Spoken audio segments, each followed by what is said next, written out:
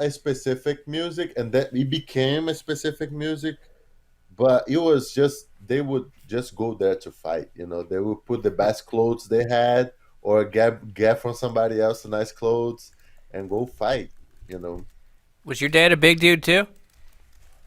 Yeah, he was tall. He wasn't big, but he was tall.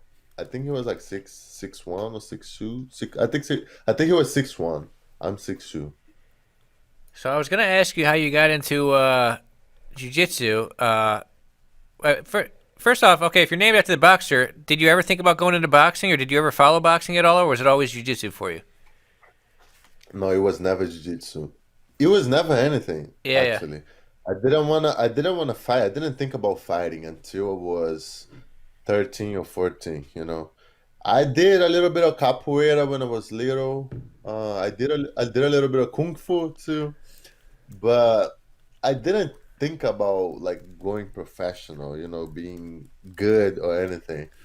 And then I was doing basketball on school, and then I start high school and I didn't do anything. I was getting crazy.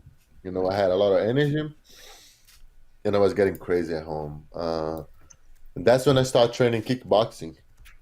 So I actually started on kickboxing first. What age did you start kickboxing?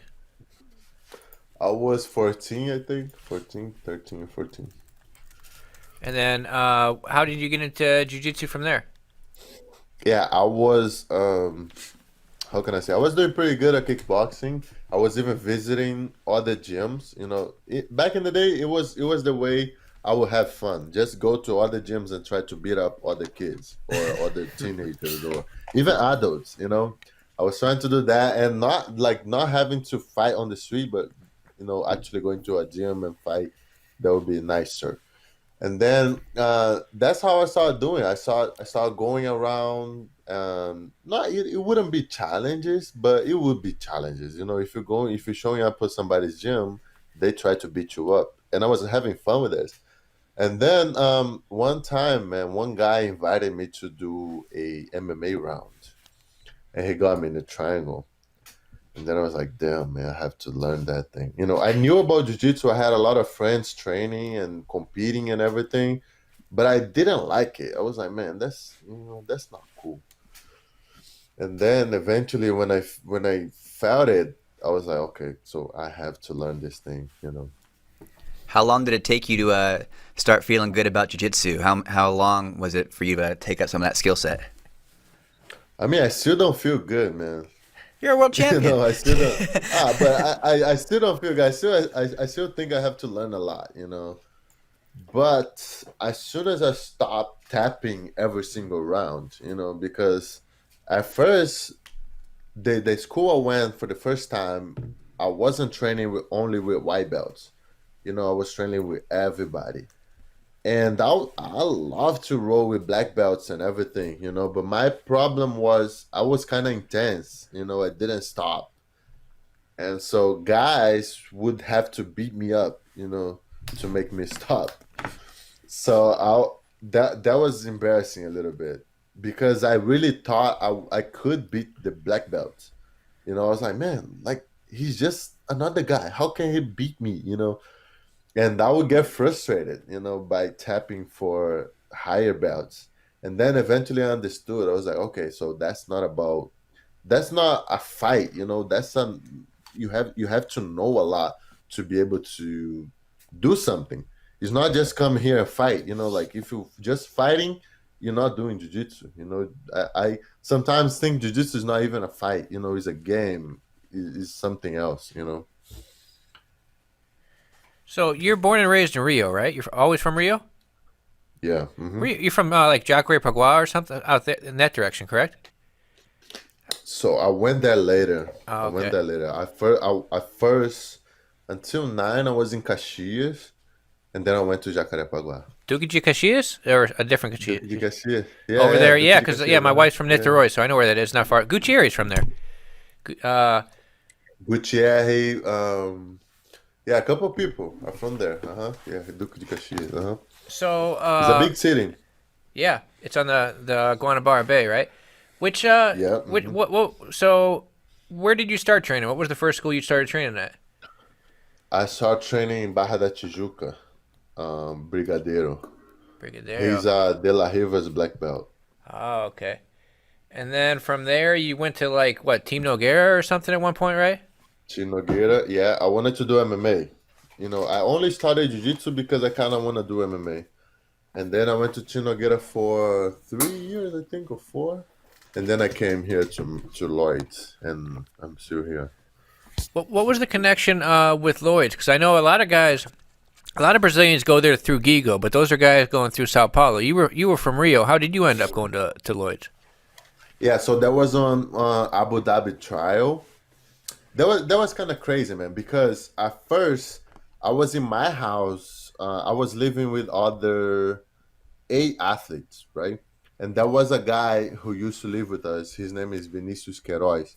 He fought UFC. He was a big dude too.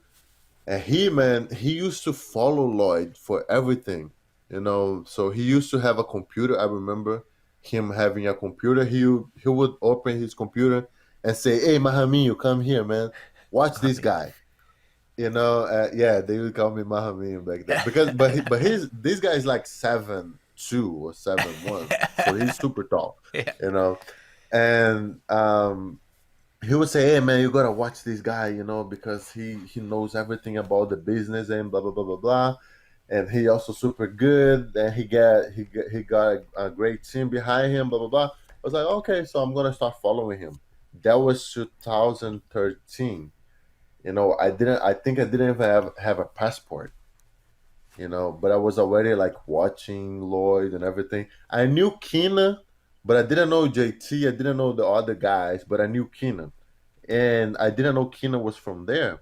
And then people start saying, "Hey, man, this guy." I remember him doing this on the tournaments, and I was like, "Man, what is this?" And then he was like, "What, man? That's Lloyd Irvin. That's the same guy." Blah blah blah. And then I start putting everything together. And one time, that was 2014 already. I was in um I was in a Abu Dhabi trial, and I was with Urberth and Gobi. Do you remember Gobi? Yeah, yeah. When I first Adminson? started finding out about you, it was you, Erberth, and Gobi. I was like, who are all these giant Brazilian guys representing Lloyd Irvin? It was the three of you guys were like Yeah. purple and brown belts, killing everybody. Yeah, so that we had the guys we used to call no team, right? Because I was from Chinogueira, and Chinogueira is not a jiu-jitsu team. Gobi was from Espírito Santo. I don't even remember which team he used to represent back in the day. So I would always hang out with Gobi because he didn't have no team, you know, and I would be by myself too. So we would help each other on the tournaments. And I remember we used to be very cool with Urbith. Every tournament he would be hanging out with us too, blah blah. And one day he said, "Man, I'm going Monday to Lloyd's," you know. And I was like, "Oh, okay, what you gonna do there?" And he's like, "Man, like this guy made Keenan. This guy made a lot of good people. I want to be good too, blah blah blah.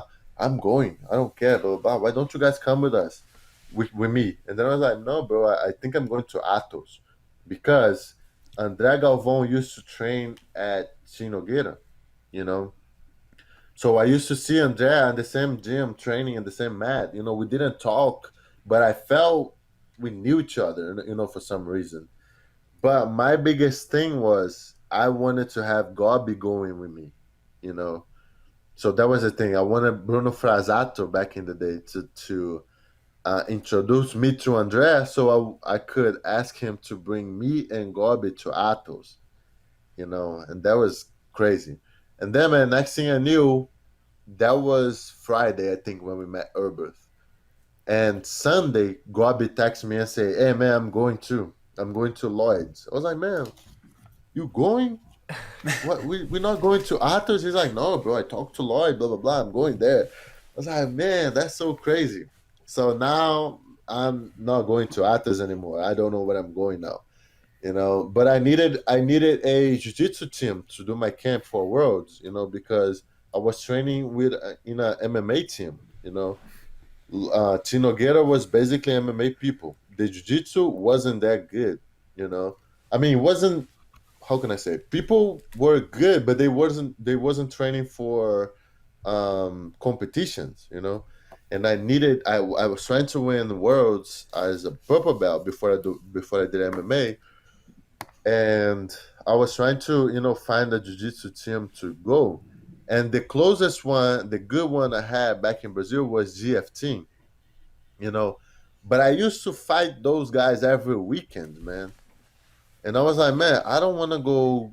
If I'm fighting you guys every single weekend, I don't want to train with you. I want to beat you up. In my mind, that's how I used to think. And then God became with Erbirth, but I don't think he stayed a long time. I think it was just like a week or something. And then after Abu Dhabi, I came here for a camp. I think I stayed 20 days for Worlds, and then I won Worlds. Man, it was so crazy. Was I that purple won. belt? Yeah, purple belt, and I don't think nobody scored a point on me on that day. Before, besides the absolute on my division, nobody scored a single point.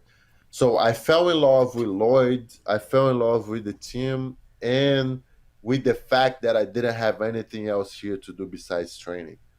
I was like, man, in Rio, we kind of have stuff to do, and here we have to just focus on training and everything. And also, I wanted to learn English, so everything was perfect for me here. How difficult was that transition, though? I mean, of course, you had success on the mats, you won worlds, but it must have also been very challenging for you. Were there times that you almost went back to Rio or changed your situation around?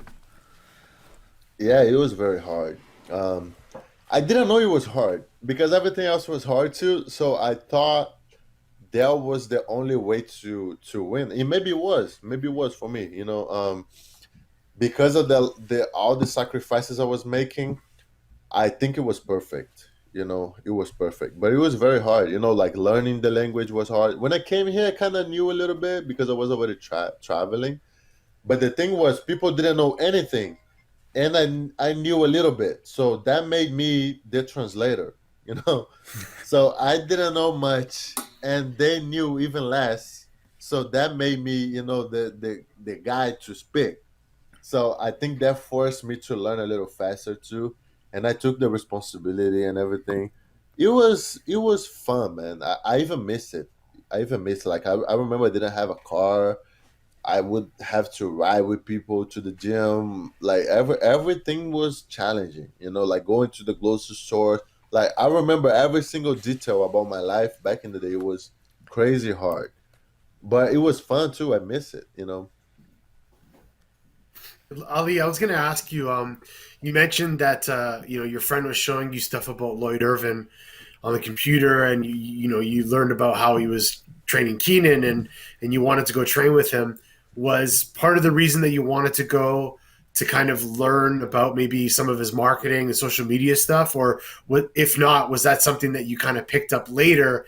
And if it was something you picked up later, what was the moment that you decided to do that? And talk a little bit about that. Um, I didn't know about the marketing part yet, and I didn't value that as much. Even if I knew, I wouldn't care. My thing was I want to win worlds, I want to win tournaments, I want to, have the opportunity to do what I want to do. And he was somebody who helped me a lot. He was kind of like my dad, man. Like everything that he did for me, it was so crazy. But as far as learning marketing, he's not the kind of person that's gonna, how can I say? He's very good in planting seeds. He's gonna have a vision and he's gonna tell you something like, hey man, I remember I was purple belt and he was telling me, hey man, I think you should start writing a book. Then I was like, okay, but I wouldn't read my book. I was like, okay, I wouldn't read that. So why would I write that for somebody to read? But back in the day, I wasn't ready to understand everything he was saying, but I would listen to it. And then eventually, I kind of, oh, okay, so now I think I understand. I think now I understand what he was telling me 2 years ago. And that's how he teaches me stuff. He's gonna tell me, hey man, I think you should do this. And then a week or two or a month sometimes is gonna go by, and then I'm gonna start understanding what he was saying. And he's gonna tell me, "Hey man, I think you should read this book." I'll get the book. Sometimes I'll read right away. Sometimes I'll take a month or two to read. So that's the way we do stuff. Me and him. He kind of tell me, "Hey, I think you should do this and that, blah blah blah." As far as like communication, sometimes I post something. Back in the day, he would say, "Man, that was good, but think about somebody who don't know you." And like he was always making me think like a client or the audience. Hey man, I know you, but what if I didn't know you? What would I understand from this, what you're trying to say? So, and also watching him, like the lives he does, the course, I went to courses with him, like marketing courses and everything. So by watching him I learned a lot too. So I think if you're around him, you're gonna learn a lot just by watching. But sometimes you're gonna ask questions too, because some stuff you just don't understand. Like some stuff, like he would tell me about email stuff back in 2015, and I would say, man, I don't even open my email. Like, no, I don't want to learn about no email stuff, no email list or anything. And then after, when I start organizing my stuff to sell, I will listen from other people, from the gurus, that, man, you have to have an email list, blah blah blah. And then I was like, damn, he was right. So everything he says is gonna stay in my mind, and I can either learn right away, or it's gonna take a little bit for somebody else to tell me, and then I'll say, man, this guy told me that 5 years ago. So that's how I learned from him. It's funny you said you didn't used to check your email. When I was setting up that event with all those color belts with Mayram and all those guys, those Who's Number One, when I would have to email them, I would have to send the email and then go to their Instagram and message them and say, "Hey, go check your email," because I know none of them check it. Yeah, So like it's not a thing that young people do in Brazil, I think.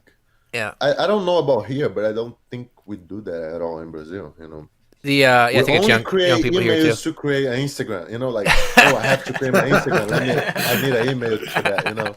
So that's the only, or games, guys play a lot of games now. Yeah. I think that's the only reason they create email accounts and stuff. So you were coming from Team Nogueira, which, like you said, it was a good team, but it was MMA focused. So you didn't really have a jiu-jitsu competition team around you. So when you went to Lloyd's and they're strictly focused on jiu-jitsu competitions, what was the change up in your training there? Everything. The first thing was my grips. I never thought about grips, strength, and everything before. I didn't think about that. And then I came here. It was, man, 2014 was me, only the heavy guys, right? Me, Herbert, Gobi, Tim, DJ, Big Saul, which is a big guy from Crazy 88. I mean, he's not big anymore. He used to be big. Big Willie, even Devon Der Brute, he would come here sometimes. Dude, that guy was really I like, good. That guy was oh a my God. that guy used to Oh beat, like, my I think he God. used to beat people like Hudson and Marigali. He used to beat really good people when he was like a Oh blue and my purple belt. God. Oh my God. I remember the first time I saw him was 2013. And I came to Worlds, right? And I saw him beating, man, I think he beat three great people very fast, very easy. Yeah. And then I didn't believe, There, I there's a didn't there's a blue believe. belt podium I saw from Worlds recently where it was him in first. I think second was Hudson, and I think third place was Marigali and Dante Leone. I think that was those were the three guys behind him on the podium. He was really good back then.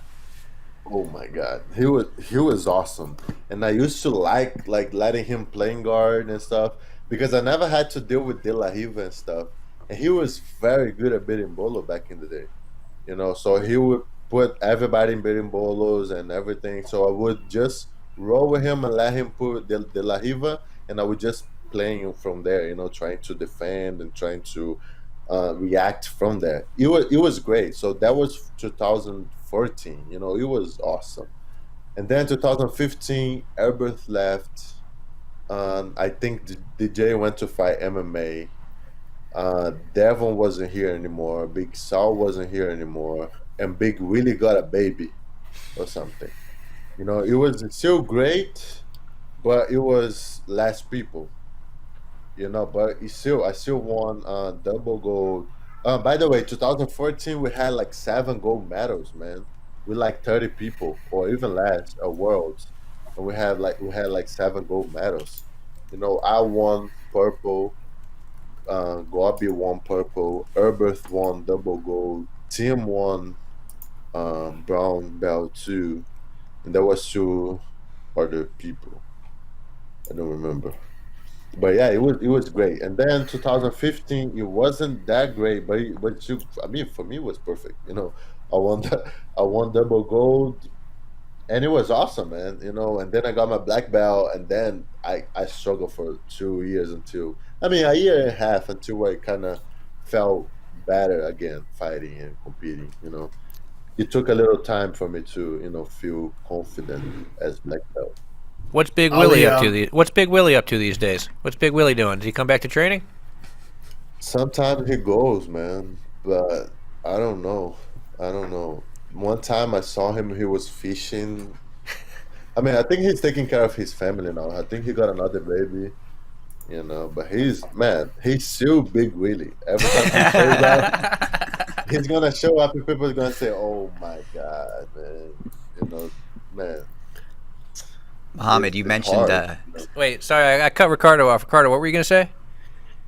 Yeah, I was gonna say you left Brazil when you were a purple belt, and if anyone watches you compete, you could see that you have a pretty good takedown game. A lot more judo style takedowns than like singles and doubles. Is that something that you started training in Brazil or developed in Brazil, or is that something that you kind of picked up with Lloyd and kind of cultivated at TLI? It's weird, man, because judo was never my thing. Not even wrestling, but I would try stuff. That I think that was my biggest thing. Like, if you teach me something at training, I'll try. And sometimes it works, sometimes it don't. And because maybe I don't know, man. We trained judo here for a little bit. Um, one time we had Sugi, which was a judo world champion from Mongolia, and the next time we had the guy called, oh my God, I forgot his name. He's a hard name, from Mongolia too. They both super good. This guy's like Olympic silver medalist and everything, and it was pretty good. But it was always short time. It was always like a month or two to learn a lot. But you can learn a lot in 2 months. But I think the biggest thing here was grip fighting. We do a lot of grip fighting. Now a lot of schools are doing this, but I remember when I first came here, I never heard about this before. I remember people start training, they grab and pull guard, or they start from their knees. And us, we did every single day grip fighting and everything. And that was my thing, I think. Like, I learned a lot. I used to hate it, but I learned a lot just by making people pull guard wrong, or learning how to pull guard, or learning how to set up a throw or something. And we had Tim doing a lot of train wrecks. And I think, I might be wrong, but I think that's when Herbert started doing the train wreck too. The little throw he does. I think he fell here with Tim first, because Tim was the guy doing that every single day to everybody, man. And yeah, we learned a lot from each other doing those kind of things. And I don't know, man. I don't think I have a good judo at all. I think I just try stuff. And yeah. Mohammed, you mentioned that your first year and a half at black belt was kind of a tough road for you. But you had won 2 years in a row gold medals at the World Championships and many other things. What were those obstacles? What was keeping you back from reaching your success? What factors were playing into that? Yeah, at first I think I was a little arrogant, because when I won worlds as brown belt, in my mind I was like, okay, so next year I'm gonna beat Buchecha twice. I'm gonna beat him in his division, or I mean my division, and in the absolute. I think that was my mistake, because I was a super heavy guy, and I went up to fight him twice. Which was crazy. I didn't even make it. I didn't even fight him. I lost uh, earlier rounds. So that was my biggest thing, I think, looking back. And also the training here got a little slower, because we had Herbert left, Gobi now left too. Um, DJ was fighting MMA.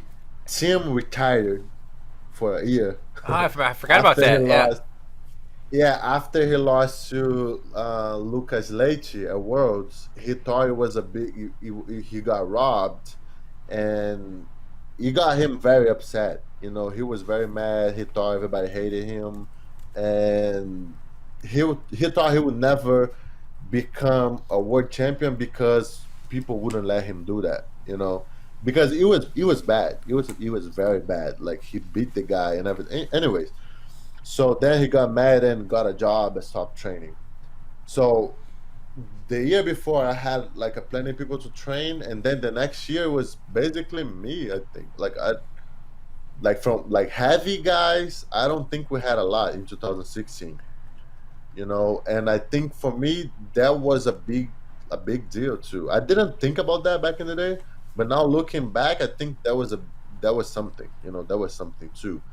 And that, let me see, 2016. Yeah, man, like everything, like you fighting the best guys ever. You fighting better people. You fighting stronger people. You cannot make mistakes. You have to be patient. And I still have a big problem about being patient. I'm not. I want to do stuff now. I don't want to wait 2 or 3 minutes until people get tired. So I had a lot of problems that I had to fix in my mind, in my game, and I think that was it. The first year. The second year I got hurt a lot. We was training so much. We did a lot of stuff, and looking back, I think we did a little too much. And I got hurt for every single tournament. I was hurt. I got hurt for every single tournament.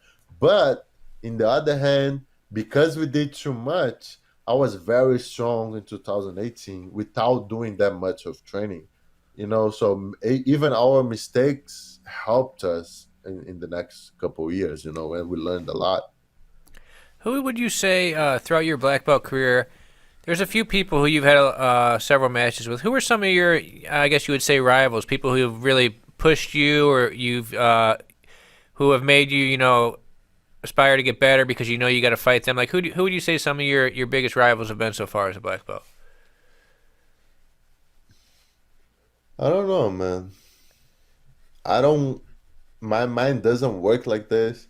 Sometimes I even try to do that, but that gets me stressed out it more than helps me. But I would say Meregali, right? Like Yeah, Meregali is the guy who, he's very good and he's always very intense to fight him. He's always very intense. for sure. He's always very hard.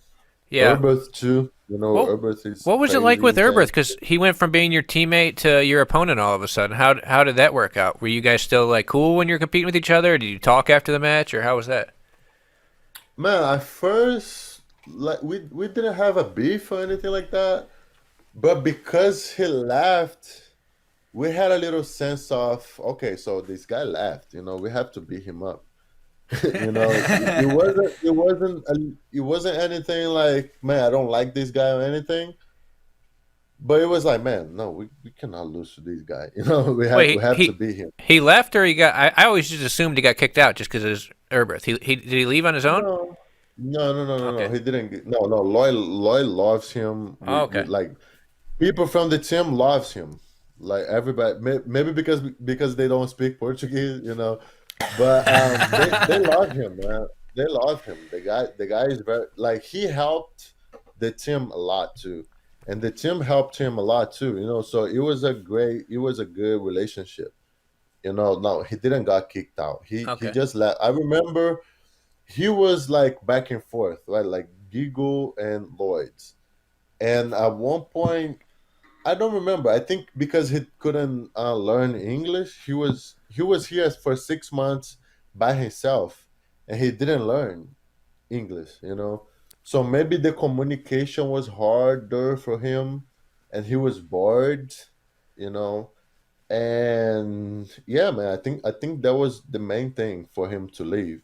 And then he went back to Brazil, and training at Giggle was just as good as here, I think. And he decided he would just train at Giggles. But he had a weight on his mind that he would um, build his gym and build his team and everything. I think that was what he had on his mind back in the day.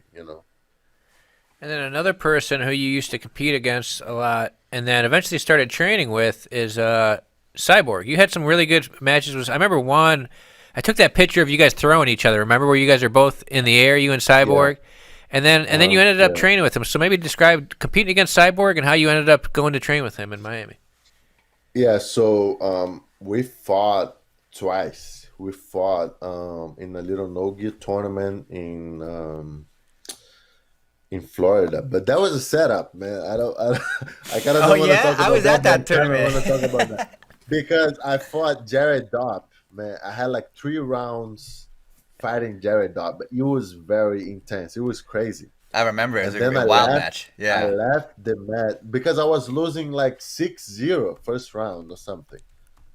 And then I had to score like seven, or I had to score 9 points because he scored 2 more points. Anyway, it was crazy. And then as soon as I left the mat, the guy said, "Okay, you have 2 minutes to rest." And then I was like, "Man, come on! Like I just fought.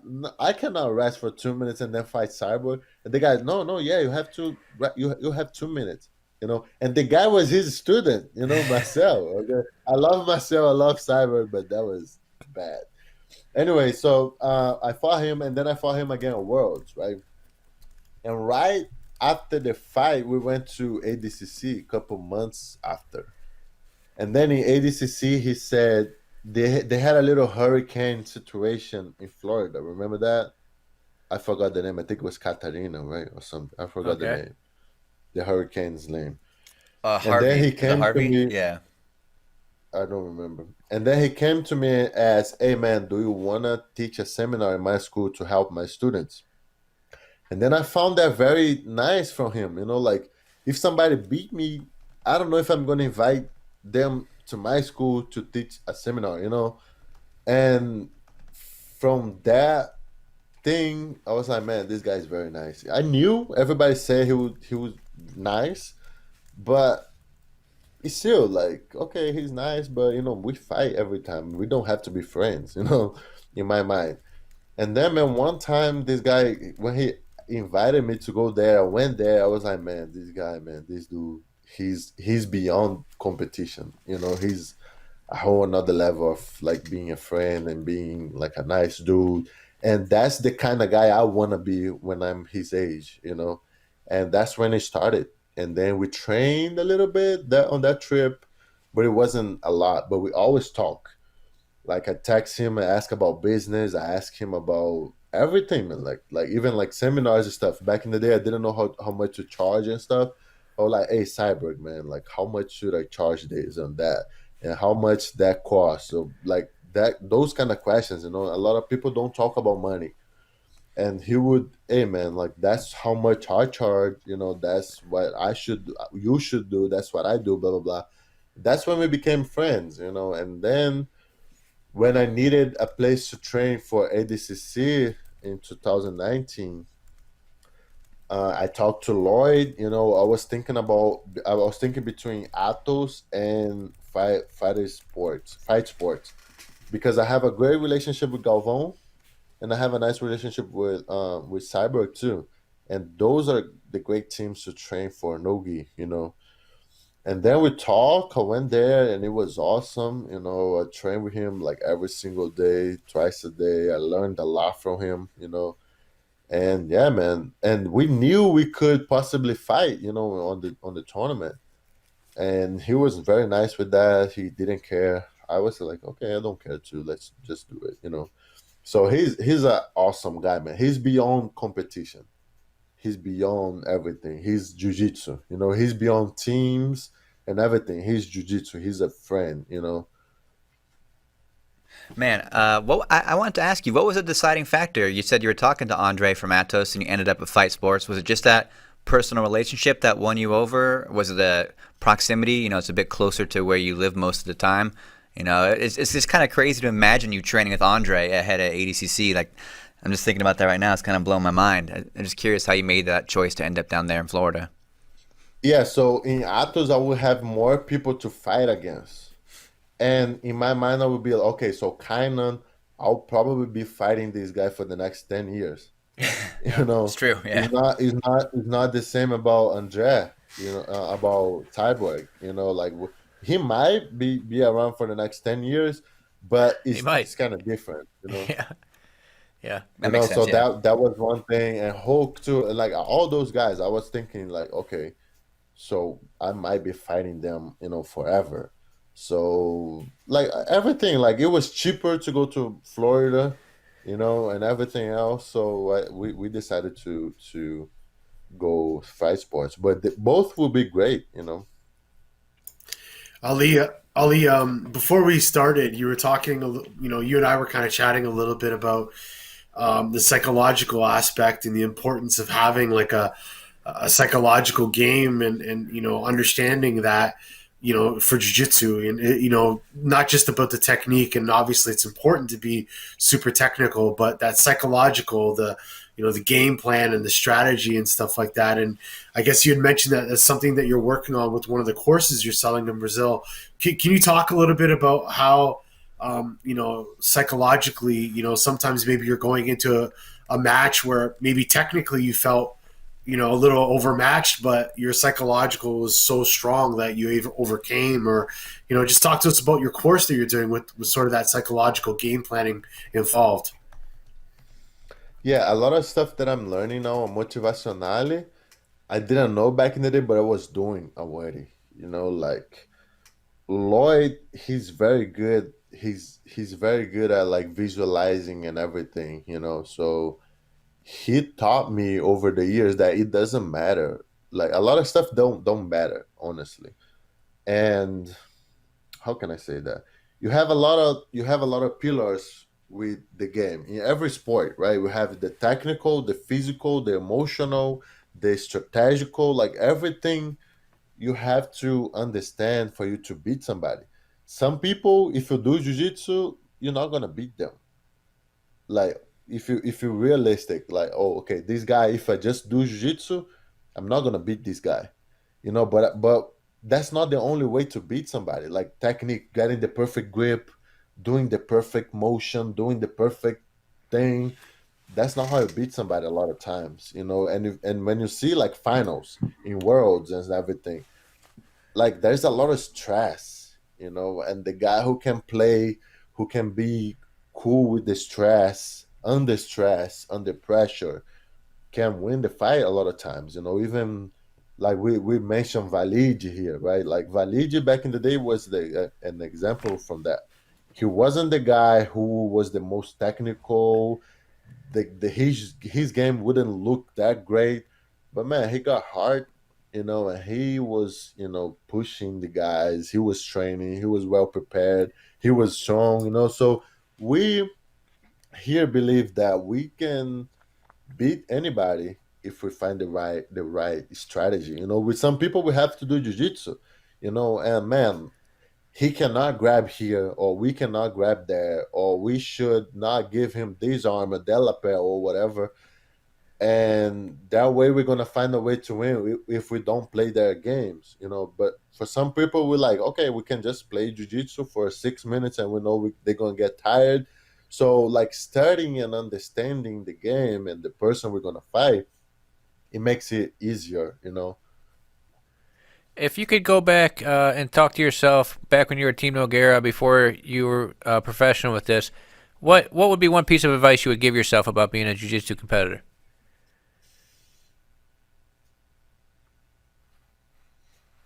Oh my god. I think it would be to read a little more. Read a little more, understand the psychological part of every, like, because every sport is the same, you know. And when I came here, I started reading a lot of books. I had a lot of time to read and everything, and that made me understand the mindset behind a lot of great people. And sometimes you're doing stuff that's right and you don't know it's right. so you kind of hesitate or you don't know if you should keep doing that. And some other times you're doing stuff that's wrong, but you think is right. And it's nice when you read stuff. It's like now when I like listen to Fabio Gugel and stuff that he says, it's like, man, it's good that he said that because I think the same way. But a lot of times I think it's wrong, because nobody ever told me to think or do like that. And when you have somebody that's super good telling you or saying that they do some stuff and you kind of see yourself in there, it gives you confidence. So that's why I kind of like to read nowadays and listen to people who reach to a great point. Amazing answer. I really like that one.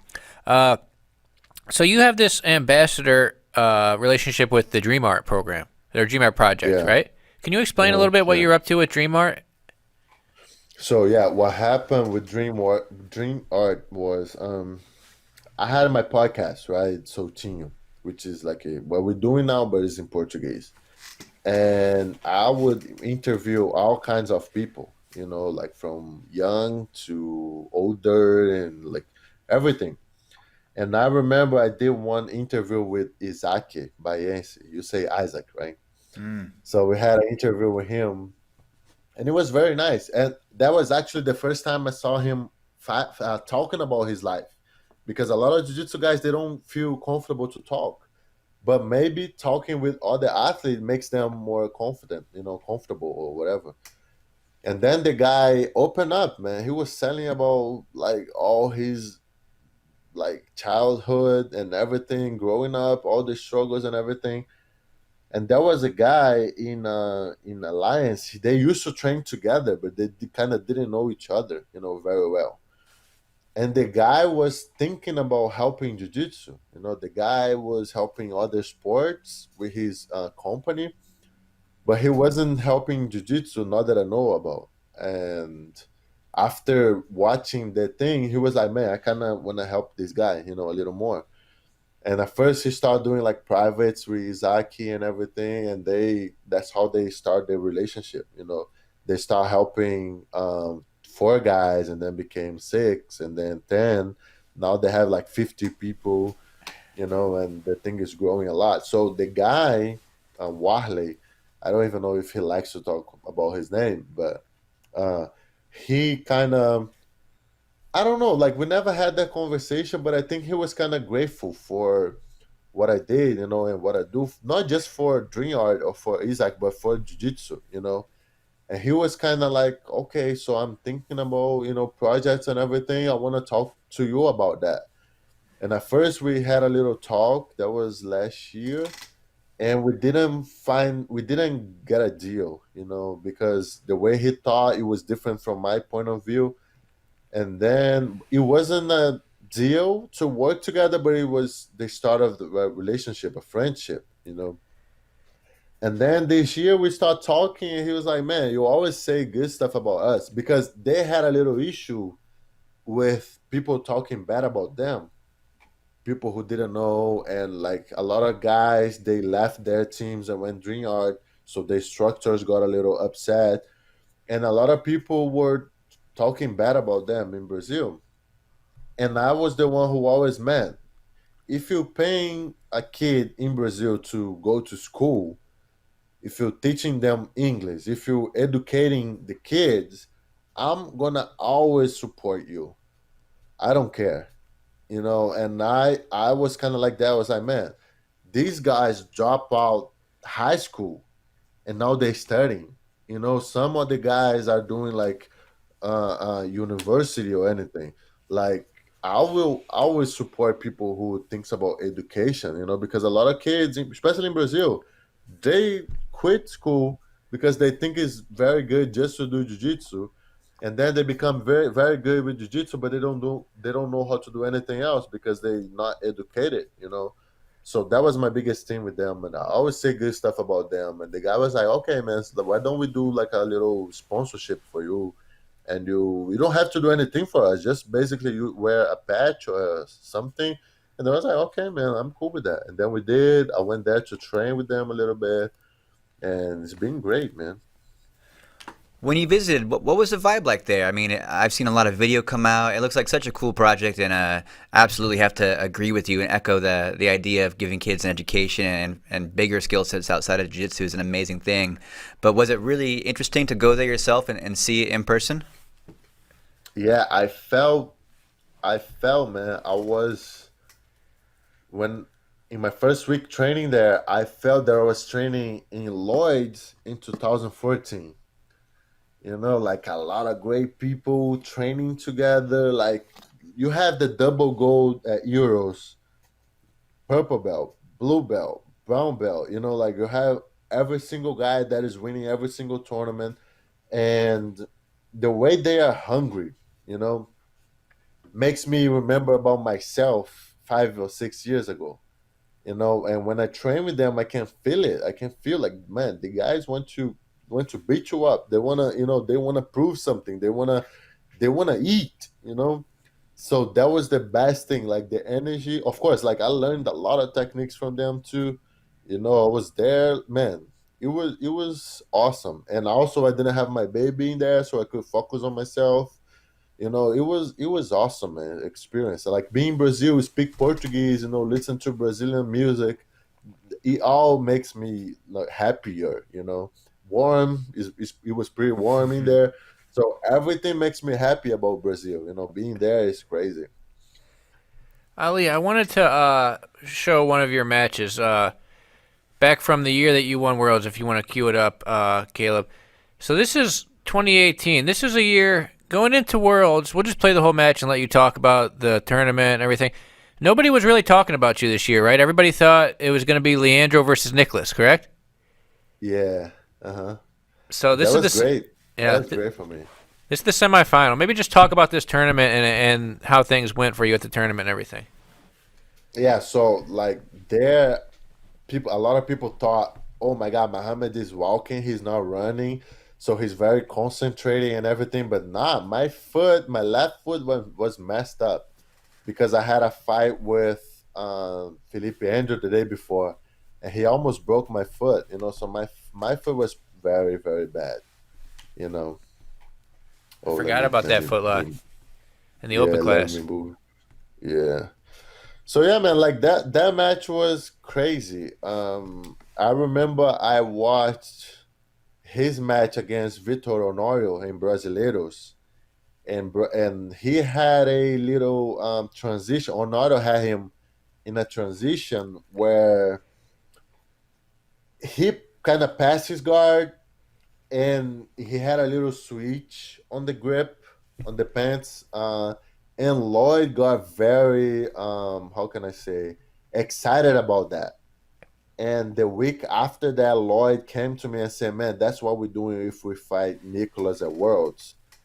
And we drilled that every day for 20 minutes until Worlds. And when I got to the match, I knew kind of where I wanted to get. That's why I have like my right grip over on his pants over there. And I knew that eventually I would grab both of his legs. But the only thing that was different on the match, it was different from the training, was that I didn't feel confident to do my positions that were drilled. But I felt if I hold that long enough, I would maybe stress him out. And I think that's what happened. So like I was from there. I was also training there for Keenan too, because that was the leg. Even if Keenan had the little lapels, if I killed his left leg, he wouldn't be able to do much. And that's what I'm doing now with Nicholas. Holding his leg that he does the La Riva the most. Ah, okay. And it was beautiful because the next year he kind of did what he's trying to do now. He didn't use his left leg, but he went to the omoplata on the other arm. It was very smart from him. So he changed his whole strategy, and it was very smart. So you had been fighting Nicholas like since purple belt, right? Yeah, we fought purple and then black. Oh, We okay. didn't we didn't see ourselves. We didn't meet on brown belt because he stayed one more year at purple belt. Yeah. I won worlds. He won worlds, but he lost the absolute to Edwin Najmi.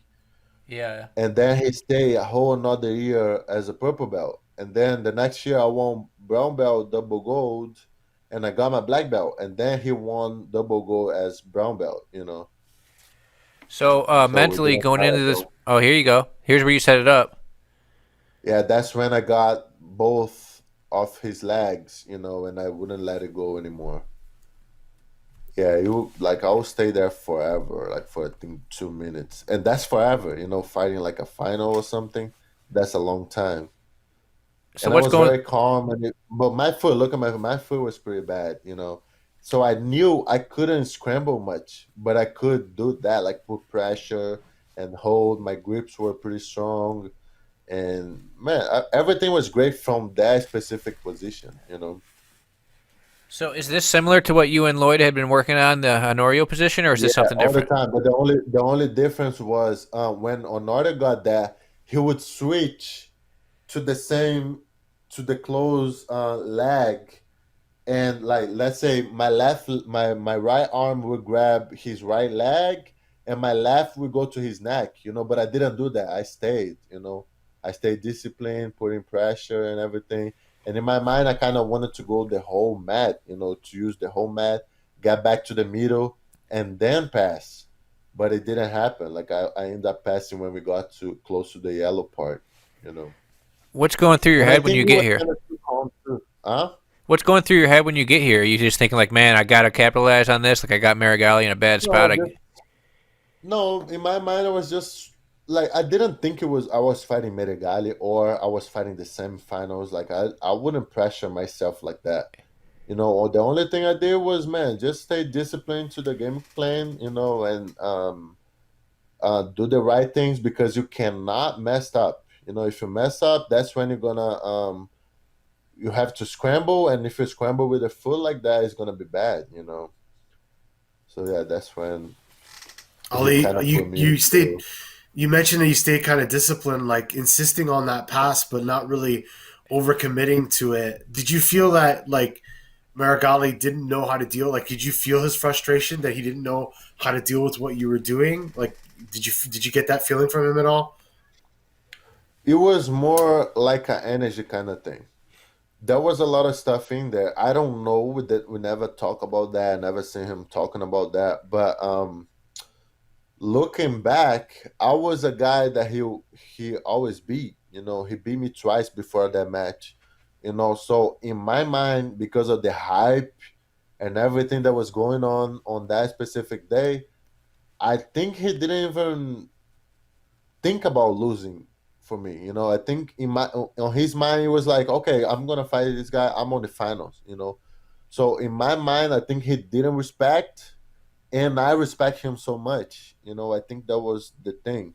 And honestly, I think if he commit to get out of the past and everything, I think he would maybe do it.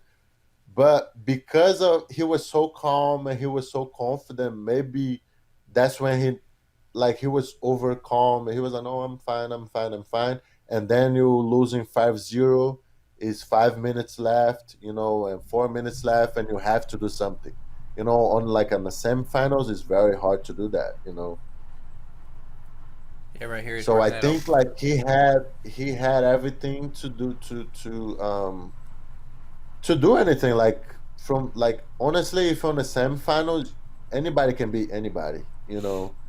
And I think that was the thing I had in my mind. It was very clear, like, man, I can beat this guy today. And I was very disciplined, which is rare. I'm not usually worried or trying to avoid anything from people, but because I had a bad foot, I was like, man, I cannot make mistakes. And that's what I did the whole tournament, basically. It's gonna sound crazy, but do you think having the bad foot sort of helped you there because it made you A stay lot. low? Yeah.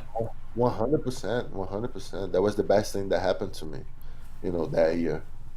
Thanks a lot, Felipe Andrew, for breaking Ali's foot that year. Yeah, man, 100%. That's And beautiful, never though. like people. A lot of people say that like everything helps the champion, right? Like everything that happens will benefit the champion, right? Everybody says that. Every single winner says that. Even Mario Hayes told me that year. because after that match, I remember Nicholas was on the floor for 15 minutes. He didn't move. They had like a long conversation, everything. That's why like I like Mario Hayes so much because he does very good on winning and losing. And I remember Mario Hayes coming to me and saying, "Man, there is no way you're gonna lose to Leandro Low, man, because I can feel the energy around you. Like the whole tournament, like everything helped me, you know. So that's what I think. Mario's And all. even like Gutenberg getting disqualified and getting kicked out from the whole tournament, you know, Yeah. Oh yeah, after that because match with Tim Spriggs. Yeah. he had a little fight with him, and so he couldn't compete the division because it was very bad thing that he did. So in my mind, like everything helped me. You know, it was my year. You know, it's just like everybody else say. Like the year before, it was Herbert. Like there's no doubt about it. Like it was Herbert. You know, and that year I felt there was no way I could lose that thing. You know, looking back, that's what I feel. You know, even like GF team people like cheering for me. You know, that was crazy. Yeah, I remember them cheering for you. Yeah, it's classic Mario Hayes blessing your energy there. So then you defeated him, and then you went on and Leandro, you're gonna fight Leandro in the final, and Leandro got hurt during your match. How did you feel about that situation? At first, I didn't care. Like on the match, I didn't care. Like in my mind, it was before the match. It was like, man, I love Leandro so much. He's probably one of my favorites, you know. But he got seven, man. You know, in my mind, it's like, man, this guy won seven times. Like, no, he got seven already. I already love him. Everybody loves him. But now I have like, there's no way, you know. And that's the energy I carry to fight him, you know. So the number then didn't intimidate you because some people might see those 7 titles and be like, "Man, who's going to dethrone Leandro after 7 titles?" But you were motivated by that fact. Yeah, yeah. Like as I said before, man. Like fighting Sunday, you know, fighting on the Pyramid Sunday, and fighting a semifinals, like beating a guy who always beats you. It always like it boosts your confidence and everything else. You know, like my foot wasn't relevant anymore. In my mind, was like, man, I can after the match go there and cut my legs off. I don't care. But now there is no pain, there is no anything. I'm gonna win, you know. But if you see, like my foot was pretty bad. I couldn't do speed at all, and that was weird for me, you know. So then after this day, you become a black belt world champion. What's going through your mind? How did it feel? Did it change your life? Like, how did it feel the next day? Like, what was It your was experience with actually that? it was actually bad a little bit because man, you wake up every single day and work for something for 10 years, and one day you get it. If it leaves you like it makes you happy, but at the same time you're a little empty, you know, because oh my god, what about now, what am I gonna do and everything.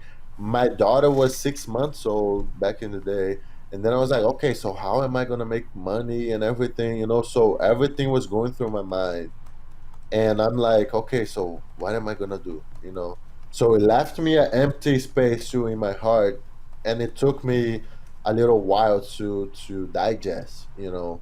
And also like after having a conversation with Lucas Lepre, man, on my Soltinho, that what make me it made me click everything that I was going through, because I won worlds, I got super happy, but at the same time I wasn't getting better sponsors. I wasn't making more money. Like my life didn't change much the way I would expect, you know. And in my mind, I was like, okay, so what am I gonna do to, you know, to fulfill that emptiness, and how am I gonna keep myself motivated to do it again? If in my mind now it doesn't make sense to do it again, you know. So it was tough, man. And also like I didn't have many people to ask, you know, like I didn't have world champions around me to ask those kind of questions. And when Lucas Lepre said that after his first world title, he only won again 7 years later, that made a click on my mind. You know, he was like, man, at first I got very depressed, you know, like my life didn't change by winning worlds and stuff. and I took a long time to organize my life financially and everything. That only 7 years later I was able to get back on track and win again. And when he said that, I was like, "Oh my God, that's what I'm going through right now." So that was the perfect momentum when he told me that. Man, it's been super interesting. We had Lucas Lepri on the podcast, Marcelo, Braulio.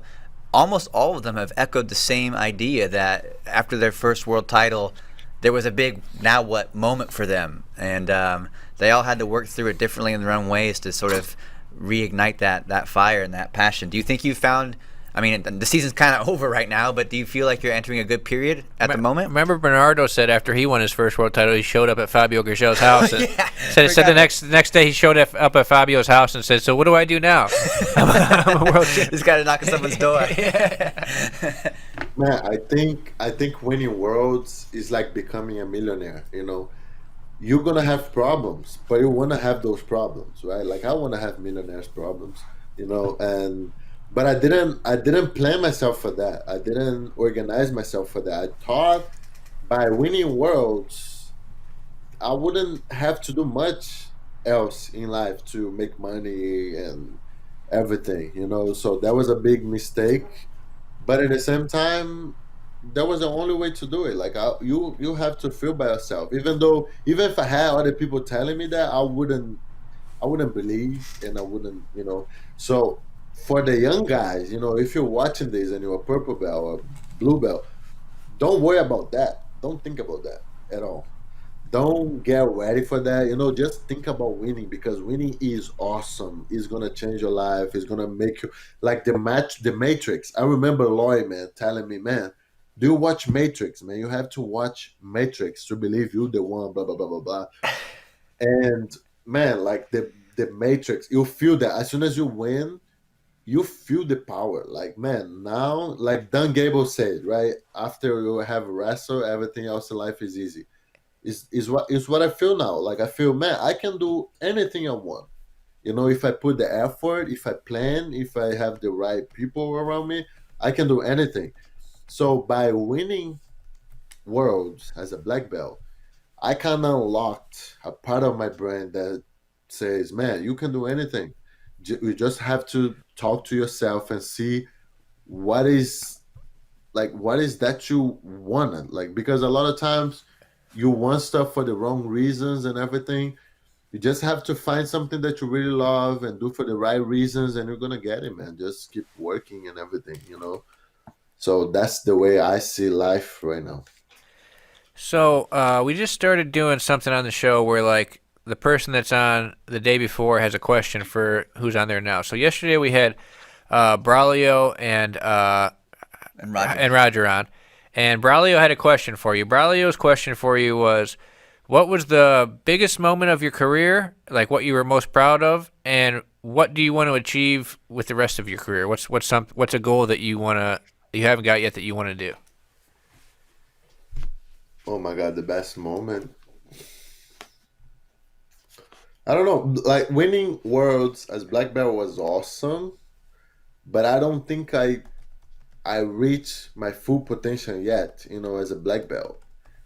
And I didn't tap anybody on that tournament, so it was great, but I didn't feel super happy. I don't know, maybe because I had to deal with my foot, and everything.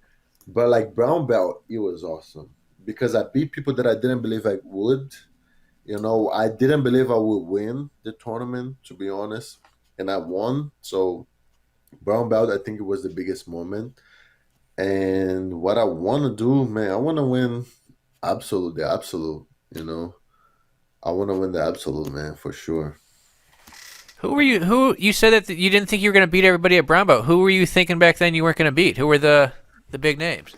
So I like in my mind, the guy who would win the open weight would be Honorio. Ah, okay. Because he was a very hard, like tough guy to beat, and I didn't remember anybody who could beat him, but there was, and the guy beat him in the quarterfinals, I think. So he didn't even place. So that means he couldn't do the absolute. Really? So Wow. yeah, so he lost his division and he could not put his name on the absolute. So that was crazy, So you said that you really want to win the world's absolute at black belt. What do you think that would mean to you? man. I don't know, man. That's the ultimate goal. That's just saying, man, I'm the one. Like I'm the guy. Like I'm the best. Winning the absolute means you just don't have any like much more to do. You can of course you can do it again. You can do it better. Like Roger did. But man, like doing stuff like Buchecha does, man, that's so crazy. Do you That's see?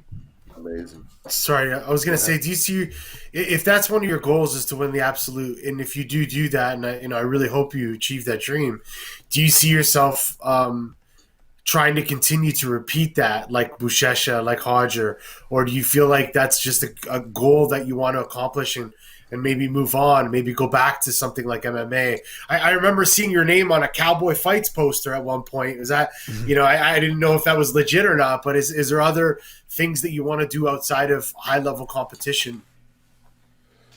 Yeah, I think I would just stick with jiu-jitsu. I want to do MMA one day in my life, and I don't know how I'm gonna feel when I do that. Maybe oh my God, that's what I want to do forever, blah blah blah. But right now, I think I want to win worlds. As many times as I can.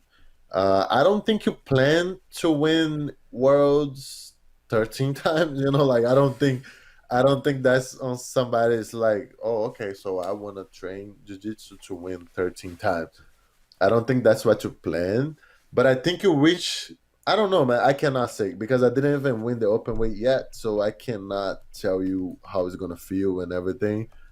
But I, of course, want to keep doing it, and because, like, man, regardless, let's say if I have to stop competing today, if the coronavirus cancel all the tournaments for the next 10 years, I'm gonna still train in jiu-jitsu. I love that thing. I won't stop. Like I'm gonna teach jiu-jitsu to my daughter if she wants to learn. So I don't think that's a thing that I do for medals. That's not my goal. I don't think that's gonna change me as a human being. Like, oh, okay, I want 10 world titles. I want five. I don't. Excuse me. I don't think that's gonna make me a better person. But I know that by sacrificing, by discipline, by everything else, that's what's gonna make me a better person. And I'm gonna do that regardless. Mohammed, tomorrow we have a couple of your good friends, Cyborg and Wagner Rocha, will be on the show. Do you want to think of a couple questions for those guys? Maybe one for each. Something that you've been curious about. Yeah, man, I'm curious about the he kind of don't like when I talk about that. But I was talking the other day, man, about his heart and everything because I really, I That's I right. want to know because he he kind of told me one day, man. Like one day we had lunch, right? It was me, Victor, Doria. It was Patrick Gaudio and all the guys, man. And I'm eating using my phone. When you're not paying attention to the conversation. And then, man, I'm eating, eating, eating, and then this guy say, "Man, I need to have a heart surgery." Man, I remember my heart start racing. I was like, "Man, what you just told? What you just said?" He's like, "No, no, like I have something in my heart, blah blah blah blah blah." I was like, "Man, like I just by remember that my hands start sweating, and I get very like, oh my god, how can this guy eat, train, live his life knowing that he has something? I don't even understand if that's bad or not. I don't think it's bad, but I always ask him, hey man, what about that little thing? And he's always, man, no, no, it's not a big deal, man. I do what I have to do, blah, blah, blah. But I, kind of want to know that. And for Wagner, I want to understand. That's kind of like a general question. You're probably going to ask them anyways. But I kind of want to understand how is business over there? Like how is everything with this coronavirus? Like because I haven't heard from them for a long time and I want to understand how is everything in Florida, and because man, that thing is a little scary, for jiu-jitsu. Now, man, I watch Trump saying every single day. I go there and watch him, what he's gonna say, when we're gonna be released, and everything. And like right now, I kind of found my routine. I train, I do my back, everything. I'm kind of better now, but I was freaking out, man, at home. So I want to know, like, if they freaking out because I know Wagner likes to train, man. This guy is very active, and he likes to Yeah. teach too. So he likes to teach, he likes to train, he likes to communicate with people. So I wanna know, like, how is everything with this Corona thing over I there? feel like Wagner has to fight Yeah. people. I don't see him What's being much of a cyclist. what's it like training with Wagner? We keep hearing Yeah, all this stuff about all the trash talk. People tell us he talks trash in training and everything. What's it like training with Wagner? man, believe it or not, we didn't roll. We didn't roll. He rode with Patrick. But I think he had issues with his lower back, and he didn't want to risk, rolling with me because I was kind of big back in the day, and yeah, we didn't roll. But I like watching him is amazing, man. I remember watching a roll from him. You might have this roll because you guys went there. Him and Durinho, man, it was awesome. I remember that. Victor Doria is in the comments. He says to tell you, yes, they are freaking out. He answered your question. Yeah, man. Like, yeah, even Victor too, man. Victor, I know he has a little elbow issue, so he might be super happy about it. He's like, "Oh, just because I got hurt, this little thing," and yeah, just like Kainan, man. Like Kainan, he cannot fight for a year, but we cannot fight too. So he might be like, "Ah, you stupid," we bastards out Yeah, here yeah. chilling. You have to be out too. So yeah, man, Kainan is the best. So you know what? That's a good point. Does Kynan's suspension get shifted, or does Oh it? my You know what I god. mean? Or is he going to No. be eligible to come back Yeah, now? man, man. Mikey. I even told him about that. I was like, bro, you the goat, man. Look what you did. Yeah. Yeah. Mikey said that on the match rewind the other day. He said this is the best USADA suspension ever because there's no tournaments during it. So. Yeah. But Yeah, man. all right, we had a couple fan questions for you. One person asked if we're going to see you at 88 kilograms again. I think I know the answer to that one. I don't think you're getting down to 88 kilograms. Uh, I never did 88 kilograms. When yeah, I I don't was remember. juvenile, when I You was will have to cut off a juvenile, leg to I do did. that. Yeah, when I did juvenile, when I was juvenile, I did ultra heavyweight. I never did below super. I never Uh, did. When I was 17 years old, I used to weigh 200 pounds away. Oh my God. Here's one I like. What's from a guy Isaac Bonilla? What is your favorite technique from the bottom? What's your favorite sweep or submission from the guard? I love lasso guard. I love it. I love it, lasso. Man, I like close guard even more, but I don't think I'm good at close guard at all right now. I used to tap people from close guard all the time, but then I lost the technique or something. Ollie, you say you don't think you're good at all these positions, but you're freaking machine. You're a world champion. You're honestly one of the most humblest guys out that we know in the sport. You're intimidating to watch, but it's so nice to hear. You kind of show that humble side, and for other people to kind of get you know us, for us to get to know you a little bit more, and how truly humble you are. It's pretty cool, man. But man, don't kid yourself. You're good in everything, so I don't be too don't I humble don't here. think that's me being humble, man. Like I'm just telling the truth. Like because it's a point of view too. When I think about stuff, I think about black belt level, right? I think about like winning worlds. So in my mind, it's like, man, can I win a final against somebody who's super good with this technique? If the answer is not, I don't think that's good enough yet. So in my mind, it's like, okay, so I'm not a good thrower, because if I fight absolute finals against Buchecha, am I gonna throw him? Maybe, but I gotta keep practicing and keep getting better. So it's not. I think that's not being humble. Like I don't know. I don't know, but yeah, that's the way I think. Like I like close guard, but man, I would love. You know what I would love, man? My biggest that would be awesome is to fight like Margarita, man. Close guard, choke people out. Yep. Oh my god, that sounds beautiful, man. Let me close guard, grab your collar and choke you out. And you train jiu-jitsu for 15 years and you cannot defend my choke from close guard. That's kind of weird. Like mind blowing a little bit. And the guy did it against everybody who was great on the time, right? That was the biggest thing. Like, man, how can you I'll, do something like that? And Roger, like scissor sweeping people, like stuff like that makes me crazy. You know. Another question we have here is: do you want to win ADCC as bad as IBJJF Worlds? No, no, I love ADCC. I think it's beautiful. It's a nice tournament and everything, but that's not something that I like. I go to the bed. I think before I go to sleep about winning ADCC. That's not what I think about. I mean, I love ADCC. I want to win ADCC for sure. And I think if you get ready to win double gold at Worlds, you end up winning ADCC too. It's not that much of differences. But that's not my biggest dream. No. Another person here is asking: are you gonna or they're requesting? Can you grow your hair out again? Are we gonna see the long hair like Yeah. 2017 ADCC? Man, it's a lot of work.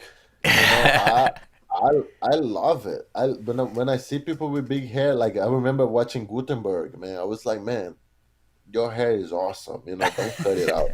And then 2 months later, he cuts it. And Isaki, he was like, one time when they were training, the next day he cut his hair. I was like, bro, why? He's like, man, that's a lot of work. And with hair, man, you think, oh, that's gonna protect me from cold, right? But when it gets cold, your hair actually freezes because you a little sweat. Man, it's so crazy. It's work. Maybe if I like now would be a nice time, to do it because I'm not training as much. Now would be a nice time, but I don't know, man. All right, so we just got a couple minutes left. Do you want to give some sort of message to your fans, to the people at home watching, before we get out of here? Yeah, for sure, man. I wanna man, just tell people to stay home, don't be selfish. And also that's very important.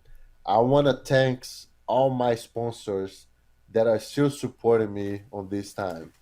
Because some of the sponsors, they call me and say, man, we don't have money. If we don't sell, we don't have money to pay you. And I'm like, man, okay, I'm gonna support you guys forever. Like, I don't care. And I mean, I care, but I understand the situation and everything. And some others, man, they call me and say, man, just letting you know that regardless of what happened, we got you. We got your back and everything. And I'm here to thank these people. Because it's bad for everybody. It's not just bad for the entrepreneurs. It's bad for the athletes too. It's bad for the gym owners. It's bad for the students who are at the gym trying to learn. So I'm here to say thank you for everybody who's still supporting jiu-jitsu. If you're going through hard times and other people are going through hard times too, and you're still supporting them, man, congratulations. You are real martial artists, because now on the bad times, that's when we see who is who. And I want to thank everybody who's still supporting jiu-jitsu, who's still supporting flow grappling, who's still supporting what you're supposed to be supporting. Thank you very much. You said you want to thank your sponsors for supporting you, but what are your sponsors? Oh my God, man! I have Hyperfly, I have Zebra, I have Fighter's Choice, I have Monkey Tape, Butte. I even did a little, thing with them. Yeah, man, everybody who's been supporting me, and not just me, man, jiu-jitsu. I'm irrelevant right now. Yeah. We cannot compete. Like, athletes are irrelevant right now. But what I want to say is that jiu-jitsu, man, is not me. Like, I'm nothing. Let's talk about jiu-jitsu. If you're supporting jiu-jitsu, if you're supporting your athlete, I'm thanking you too. Like, it doesn't have to be my sponsor, just people who are still supporting.